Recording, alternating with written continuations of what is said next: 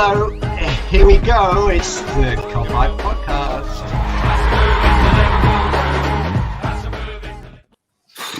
Welcome back to the Cop-Out Podcast, where Liverpool have once again, they fucking won a game of football! 3-1, get in there. I'm joined by Mick Moran, and Nat Phillips has just finished getting changed in the West Ham dressing room. He's now joined us on the podcast. Nat Phillips, thank you very much for joining us. We appreciate it. Well played today, mate. We will get into that in a minute. Obviously, we're all taking the piss. It's good old Tim. Mick, Liverpool have just beaten West Ham 3-1. What a performance again. We said, didn't we, on the pre-match show with Harvey that we wanted the same performance that we got out of Spurs, and I think we got that. We did.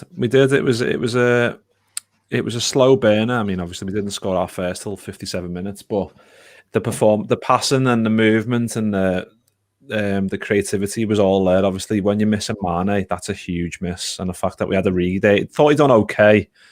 Obviously, went off injured towards the end, didn't he? But no, it was like business as usual. Like we knew it was like those games where we used to play and be like, well, even if it got towards the end of the game, it was like we're going to score eventually, and that's what it felt like again today. It was just a return to the norm, and I was like, it's fucking lovely to see. Yeah, absolutely, mate. And Tim, when the game started, like Mick just said, I didn't get that feeling. I thought, oh, fucking hell, we're going to struggle here today. We were keeping the ball really, really well, as every Liverpool side does. It's really good. 67% possession over the course of the entire game. But albeit we weren't creating that many chances in the first half, we were having a lot of the ball and we were getting in their box, and it was quite comfortable for us, wasn't it, in that first half? Yeah, it was similar to what we've seen during that kind of slump in form that we've been on the last couple of weeks. But we seemed a little bit more decisive than previously. So it was a lot of the same. It was sort of keeping the ball, a lot of playing in their area, playing in their half, dominating possession. And at half time, you had to have that worry in the back of your head, like, oh, are we kind of like falling down the same path? But you have to admit that it was two good halves of football. It never really looked in doubt. So I mean, it was much better, and it looks like two performances in a row that we're starting to kind of like get out of this hole and kind of find our form just at the right time. Yeah, good point, mate. First back-to-back wins in the Premier League since the middle of December. So that sounds fucking great when you say that. Mick, I just want to talk about that first goal. The words are just not coming out, mate, how I can describe how good that first goal was. So talk to me, mate. Talk to me about Mo Salah's goal. He's back to normal. Like, he has a bit of an off period, but he's always a willing worker. But when you get him in those positions where he's on the opposite end of the side of the goal, and the only option you're giving him is a curler into the far corner, then you're asking for trouble. Same way people used to do it to Arjen Robben, like just let him go on his left, but he was just too good. He'd done it every time. Salah's the same in a way. Like, he's just... Yeah, it was very... that's what you've just said then about Salah putting the ball, cutting his eyes left on his left foot. That was 17-18 Salah quite a bit, wasn't it? He did that quite a lot in his first year. Yeah, and he's just a wizard. He really is. I fucking love the guy. Like, he's... all this stuff about his contract and whatever else, and people saying, yeah, he can leave, but if he wants to leave, he can. But when he's in that form and when we're in that type of form, he is literally unstoppable. Like, you can't stop him. And like, obviously we'll come on to the other goal soon, but fucking hell, yeah, first goal was absolute top quality footy, and that you could tell that just demoralised them straight away, because they were hoping to hold us out a bit longer, and the fact that went in at the stage it did, where we were starting to turn the screw a little bit, it opened the floodgates for us, and obviously we got one pretty much straight after that, didn't we, as well? So yeah, quality. Yeah, it was. Yeah, that's a perfect way to describe it, Mickey's quality. I think Tim, when you look at the substitutions that Klopp was making, he sort of made the change just before the goal, and we're talking seconds before the goal, because Millie comes off and he's sort of having that bit of like, what's going on, why am I being brought? Because he was playing well, James Milner, obviously, but I think the playing last week, playing Thursday, then playing today, you've got to, he is superhuman, but he's not that superhuman, because let's face it, he is 35 years of age, and you know what I mean? So you've got to think about it, but like Jones comes on, does really, really well instantly, doesn't he? And Alex has just dropped in straight away and says he looked the man possessed when he first came on and he got involved. He did, and set it up for Salah, and it was just so well timed, wasn't it, by Klopp and sequence of events? Well, yeah, it was. Could talk about an instant impact. I mean, Jones comes on and charges down the West Ham defence and lays it off to Trent to set up the first goal. But yeah, it was it was one of those things where I understood the sub regardless of whether you wanted to rest James Milner. I think it was a point in the game where we started to need to kind of push for a goal, pushing towards the 60th minute. He didn't want a repeat of what's happened, during that slump in form. Let's put a little bit more of an attacking midfielder on that's not going to give too much up going back, or and isn't going to give up the ball too much. And it paid off almost instantly. Curtis Jones gets on the ball near the halfway line and runs down the West Ham defence, and that instant impact. So can't really complain about it. And as you saw Millie's reaction almost immediately after the goal. Where's Mick gone? I think he's just gone touching himself over the goals again, mate. I think that's all he's done. But it was obviously perfect timing. So yeah, I can't really say much about it. It was as good a sub as you're ever going to make, really, in terms of impact. So yeah, it's true. Mick, thanks for going off, touching yourself, and coming back. I always knew it would be a quick one with you. Mate, just obviously, Tim's just been talking about the first goal and obviously the touches, and you touched on Salah, but I want to focus now on the second goal, because I remember there's been quite a few times when we've played against West Ham where they've had a corner and we've done them on the counter-attack.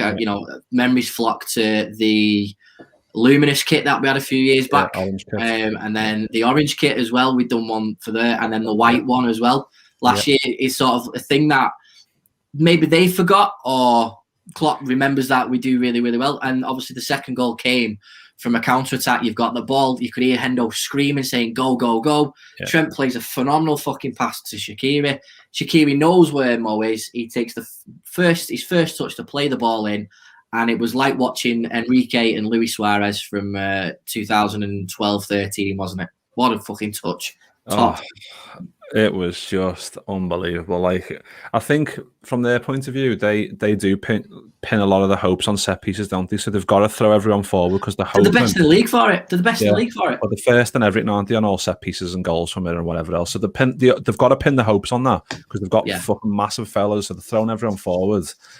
And they do want to win the game. They want to get back in the game. So they've got to do it. So it works in our favour, and we love that. Like you said, ball by Trent, and then the ball from Shaq. At first, I thought, oh fuck, he shanked this. But the curl on it, and then the touch by Salah, with his weak foot, and the fact with the little clip around the keeper with his left. Fucking hell, that is just poetry in motion. That's what that was. And a stat from Salah I saw, he's the first player for Liverpool to score 20-plus goals in all competitions for 4 consecutive seasons since Rushy did it back in 81 till 86. Like, fucking stat that, Michael. That's a fucking stat. What a fucking player he is. Like, he's just an absolute dream. And that goal just summed him up. Like, he can be very frustrating, and we know he can be a ball greed, but which goal scorers aren't. But when he's on top form like that, and when he's dying to get goals, he's unplayable. Yeah, Tim, I think what Mick's just touched on there, because he's dying to get goals, you can always see Salah trying to do it all himself, hasn't he? And sometimes it is frustrating because you think there's a pass on there, just square it, especially when we're in need of it. But like Mick said, you can't really knock that out of him, and he wants to break as many records as he can. He always wants to be top goal scorer in the Premier League. He wants the Golden Boot again. There's so many questions surrounding his future at the minute, but you can't slate him when he does stuff like that, can you? Because you just think, right, well, you've got us out of shit there, really. Yeah, well, for me, Liverpool over the last 4 years are in Premier League winning form whenever Salah's playing like that. For me, whenever we're not the same team. Whenever he's not scoring goals, or whenever he's out of rhythm, we're not as lethal going forward. So as frustrating it is to watch, you understand, because he comes in with a performance like this and you go, this guy's world class. He's one of the best strikers we've ever had. He's unbelievably, potent in front of goal. And you just got to give it to him. As much as it's frustrating to watch, you got to give it to him. He scores a bunch of goals every season, important ones, not important ones. One's at the beginning of games, one's at the end of the games, and if you're putting it back onto his left foot and you're allowing him even an inch, he's going to bend it around you and the keeper as well. And that he showed it all his class today, because that first goal he duked to his right and sent the defender, made himself an inch, curled it around the keeper, and the second one was superb. What a touch! And then obviously great in a sense that he didn't have to take another one to bring it back onto his left, and he just flicked it around the keeper. He's just absolute quality, and I as much as his contract's up in the air and stuff, my hope is that he stays, because he doesn't seem to be slowing down. Yeah, no, it's a really, really good point, mate. Obviously, Mick, as the game progresses a little bit more after the second goal, Bobby Firmino comes on for a rig. I think he's got another injury as well. So we'll just add that to the list as well. It looks like he's not going anywhere in the next 24 hours. Yeah. But Bobby Firmino comes on, and he's instrumental in setting up the third goal for Gini Wijnaldum, isn't he? But again, the build-up play was incredible, and it was very, what Tim said, the Liverpool of the last few years. Yeah, it was, and that's when we're in our stride like that, when we've got a bit of confidence and we're 2 goals up like that. That's why all these other performances that we've had, where we've dropped loads of points, we always knew it was a confidence issue, because when you see the same team pretty much doing that thing against the informed West Ham side at their own place, it just proves that it was always a confidence issue. And now that we've got it back, got our mojo back, we're fucking flying. And the second and third goals are just symbolic of a Liverpool team, just class. Like I think it was a little back heel a little flick by Oxlade-Chamberlain, weren't then Firmino could shoot, just squares it, and Gini gets his goal. But it's just a pleasure to watch sometimes when Liverpool are on song like that, and you just thoroughly enjoyable when things are going well like that, and it puts us in a really good place. Like we're only a point behind United now. Like we've got no fucking centre halves, and we're still climbing the table, and we're still doing that. Obviously, we might touch on the end about the infamous Ben Davis, not the Spurs one, the other one who coming in for 2-0. But Nat Phillips again was great as well tonight. Him and Hendo at the back were boss, and the fact that we're still getting these results with such a patched up back line is just testament to how good this team is. The fucking boss. True. Well, let's talk about the one negative side of the game was the fact that we conceded a goal, which at this point I don't think any Liverpool fan gives a shit whether we're conceding goals as long as we're winning, because that's all that matters at the minute. Ball comes in from again a set piece, which is what West Ham are very good at, and it's the flick from Robbo that sort of takes it away from Phillips and just knocks it in. And obviously, I think it was Dawson that ended up putting the ball in the back of there. Anyway, yeah, it was. So. Who gives a shit we've conceded a goal? It really doesn't matter, because I think it's all about scoring goals at the minute, isn't it? That's what's important. But let's focus on the defence while we're here. Alex has put in Phillips dealt with their crosses very well and made a big difference to stop them. Yeah, I just want to talk about Nat Phillips at the minute, and I will come to his doppelganger to talk about it. So, Tim, I thought there was a couple of times where West Ham had got some set pieces in that first half where we were playing quite a high line in terms of the box, because you saw the ball go in to the West Ham and it wasn't offside, but the only person that had tracked back was Phillips and did a couple of really good headers to get it clear. It seems that he's really, really settling into this side whenever he plays. I mean, he played a phenomenal game against West Ham at Anfield, and it does beg the question, which is what Tomo said, is why have we not been playing him? So it does, because Reece Williams has had a couple of games. He hasn't got in there. He's made mistakes, unfortunately, but it seems like Nat Phillips could settle quite well in this side, couldn't it? Yeah, he seems to be elevating his play as the season goes on. The more chances he's getting, the more he seems to really be settling into the role. And he's another guy who's, I mean, when he's come in, I don't think he's played alongside. He's played next to Henderson for back-to-back games, and Fabinho, I guess.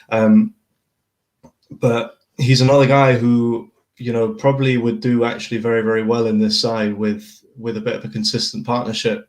And he seems to be very comfortable alongside Henderson, and Henderson has the pace to kind of like deal with the balls over the top and the ball playing ability. I can't stress enough how nice it was to see balls coming from the back line again in Van Dijk style over the top and giving us something a little bit different. But Phillips is that enforcer to go alongside that, aerially dominant, good enough on the ball more than good enough on the ball to play in a Klopp back line. he's really, really good. And the more we see him, the more you can't help but think that he's played I think 5 games now this season in the Premier League. I think he's been outstanding in 4 of them. I think he had a bit of a hiccup in Callum Wilson gave him some problems up at Newcastle, but apart from that, you got to give it to the guy. He's stepped in and he's stepped up to the plate, and he's actually been really, really good. So yeah, absolutely. Mick, I want to touch on his partner. I'd like to touch his partner in central defence, but I think something might happen with that. Jordan Henderson again, even on the TV. And you shared the tweet, didn't you, of the Spurs game where it's Hendo and his subtitles and him shouting and stuff like that. Even with the crowd noise on, you could fucking hear him all game again, and you hear him encouraging and shouting, and you just think, fucking hell, I'm running out of superlatives to talk about him. Yeah, I'm hoping to do another video for that game as well, for today's game, because it was, like you said, you could hear every word, like encouragement, and that's what he brings. Like, I know maybe that's like a blessing in disguise in the way that he's having to fill in there, because he can take a back seat and he can see the whole pitch, and he can direct people from that back line. But he was just fucking terrific again, like runners in behind. He was always tracking, he was encouraging everyone, like playing along, like Phillips playing alongside him. Like, I know Phillips done so well, but it must be a load easier when you've got someone that good of a football next to you, because he is. Yeah. And I don't think he still gets the credit for how good of a footy player he is, like passing aerially, like encouraging players. Like he's got literally everything, and we're so lucky to have him. And obviously he's our captain and lifted the trophy for us last year. So if you can do that again this year, I'll be fucking made up. But we all want him back in midfield ASAP. Obviously, I don't know who we're going to bring in. We've got like one more day, haven't we, till bring someone in. But he's just I've run out of superlatives for him myself. He's fucking terrific. Yeah, well, let's touch on the news that sort of broke around about half time, is the fact that Liverpool are in contract talks not in contract, they're in talks apparently with Preston for Ben Davies for a £2 million fee. Tim, I haven't got a clue who he is, never heard of him. So I don't watch the Championship. Preston, yeah, all right. I don't know. Thoughts? Is it a body? Is he better than Phillips? Is it worth it? It certainly seems like instead of going out and looking for a quality player that's going to step in and be long term, he's looking to bring someone in as a body, I think, because for me, in all likelihood, I don't see him stepping in and being as influential as Nat Phillips has been, in the 5 games he's had.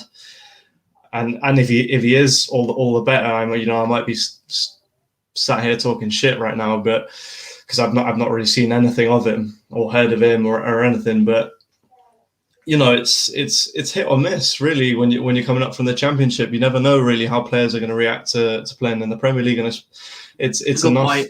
It's a good point from Tom, at least the quarantine period. Yeah. Well, yeah. So I mean, there's positives to it. It's another body. If we pick up another injury at centre back, there is a centre back to fill in.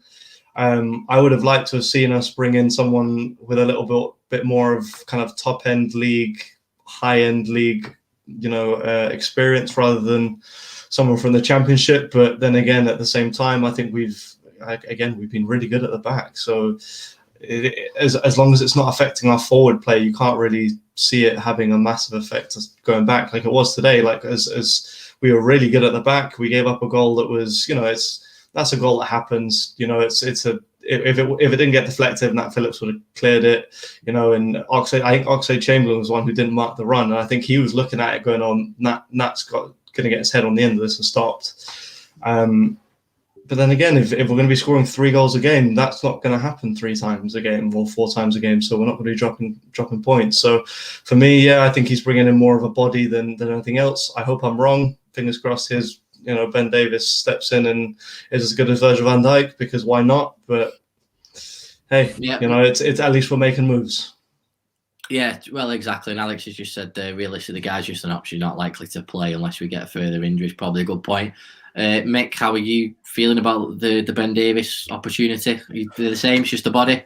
It's just the body, isn't it? Like, didn't have a fucking clue it was when the news was breaking. Obviously, I think Neil Jones and a couple of other journos were posting, weren't they? But I had a little scout on Twitter at half time, and I was looking for Preston fans, and they were saying he's quick, he's good in the air, he's got a bit of stature, he likes bringing the ball out from the back.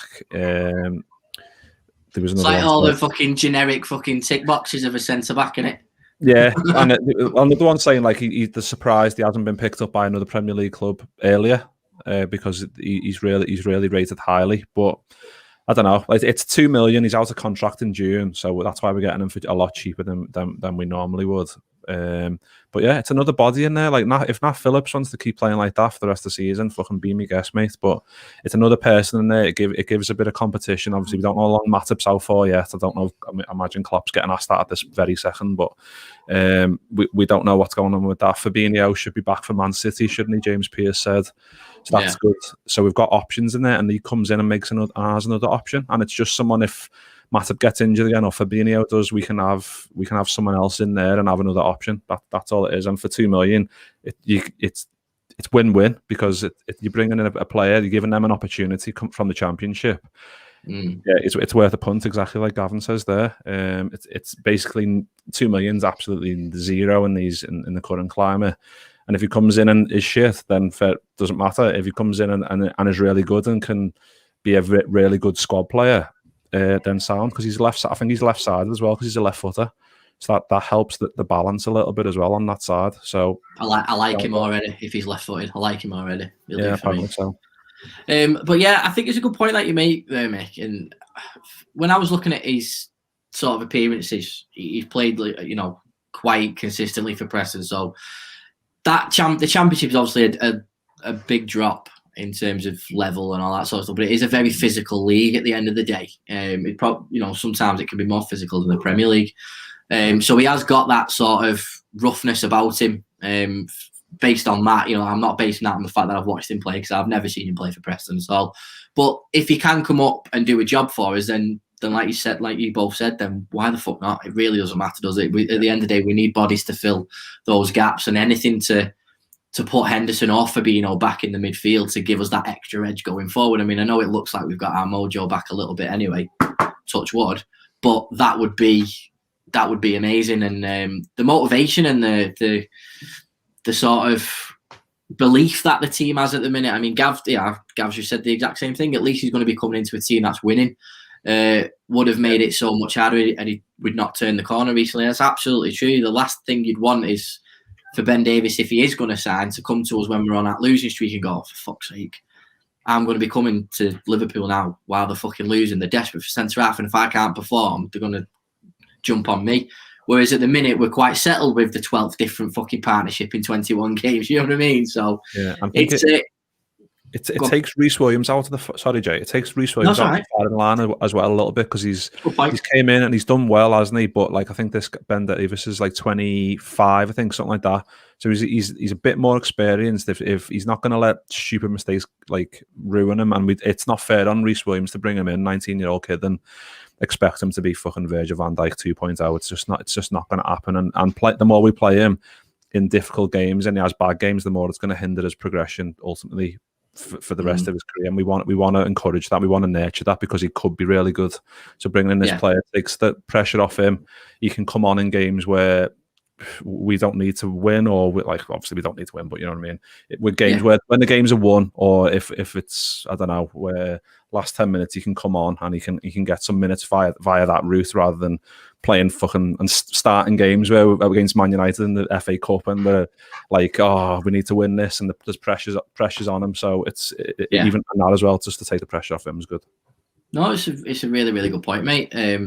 So I want to do a couple of comments from Alex. Like Klopp said, he won't just bring in anybody. So he and the scouts see something in the guy to do something behind Fabinho, Nat Endo, Martin Williams. Absolutely true. If we do get him, let Van den Berg go on loan to give him experience. God knows what the fuck's going on with Sepp Van den Berg. Just really, God knows what's going on. But Tim, obviously tomorrow is deadline day. And it's going to be really interesting to see what happens, because if the Ben Davies thing carries on tonight in terms of progression and the rumours and everything, then tomorrow won't be the whole crescendo that we all thought it was going to be. But if we don't hear anything by 10 o'clock tomorrow morning or midday tomorrow, are you going to get a little bit more worried? It's tough to say. It really is, because you never know with these things. It might be a last minute deal. So I'll be annoyed that we didn't pick someone up more than worried. I think that we can just about get by with the centre backs, especially if we are gonna.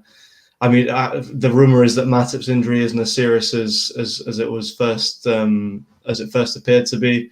Yeah, apparently so if we are going to get Matip back in a couple of weeks and Fabinho is going to be back, and we can have a Matip and Fab, or Matip and Phillips back line, and we can restore that midfield back to normal, I'll be feeling a whole lot better about everything. But then again, you've got to sit there and worry about Matip's health, because again, you've got to make sure that he's wearing double socks in case there's a breeze and he breaks his feet or whatever, So yeah, I would absolutely love us to see. It will stress me out if we don't sign someone by midday, but at the same time, it's kind of on current form. We've beaten a West Ham team who've just won 6 in a row. We've beaten a Tottenham team that were in form at the time, despite missing a centre back. So if we're going to continue to play like this, it won't worry me as much. But at the same time, with our current injury record this season, it is. You would like to see someone brought in regardless, wouldn't you? Yeah, absolutely. Mick, just before you go, Gav's just said, let's view it with a positive. Klopp's fucking mega, absolutely. Robbo got signed from a team that got relegated, and the rest is history. I'm just glad we got cover. At all, be it unknown and untested Premier League does make you feel a tad at ease. Yeah, it's a good point. Mick, what was you going to say? No, I've just read a quote from Klopp after the game. He got asked about Ben Davies, and he said he plays for Tottenham? ? So that's Fuck. He said nothing to say about it. So I don't know if he's just taking the piss and just winding them up. Or if like Neil Jones had talking about it from goal and whatever on other journals, there must be something there. So he's obviously taking the piss. He's definitely taking it. I love Klopp. He's definitely taking the piss on that. But Mick, when we look at it now, that puts us up to third. Obviously, the Leicester result was really good for us. So that puts us up to third, 40 points, 4 points behind City. Obviously, they do have a game in hand. And our next game, obviously, is midweek against Brighton. Again, let's get those points on the board. City have got Burnley, so by the time City have finished their game, we'll just be kicking ours off. And then we play City on Sunday. So, big week. It is, and I think Klopp's also said he doesn't know. They don't know the full extent of the Matip injury yet. So if it's not as bad, then it's good news. But I'm hoping Mane will be back for, if he's not back for Brighton and he's back for City, then that's the main thing, isn't it? We need a pretty much full strength team as much as we can for City. But Brighton are no pushovers. They proved that in the away game. That doesn't even feel like that long ago. When they scored at the end. Course.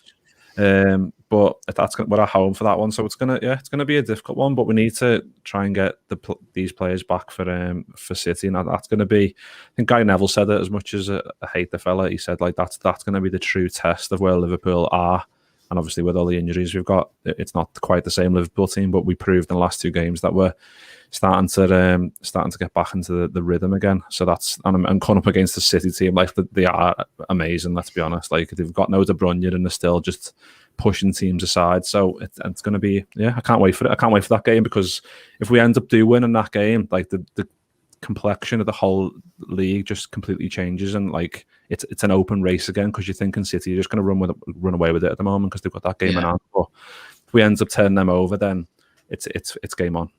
Yeah, absolutely. Well, it's a good way to finish it, mate. It is game on, but let's just enjoy tonight as well, and we will see what happens. But yeah, congratulations, Liverpool. Getting 3 points on the board, we appreciate it, Tim. Appreciate it as always, mate. Mick, always good having you on. Always good having me on as well at the end of the day, you know what I mean? Especially when we win. We're not fucking miserable, which is great. You might see us tomorrow do a bit of transfer stuff. Obviously, with it being deadline day, you'll see us tomorrow and do stuff on that. Hopefully something will happen. You know, hopefully Conor Plianka will sign the contract. We've been waiting for Conor Plianka to sign for a while. Maybe Clint Dempsey will sign. You never know. Clint Dempsey might as well come to Liverpool, so we might get him as well. My thanks to the lads as always, and we'll see you next time.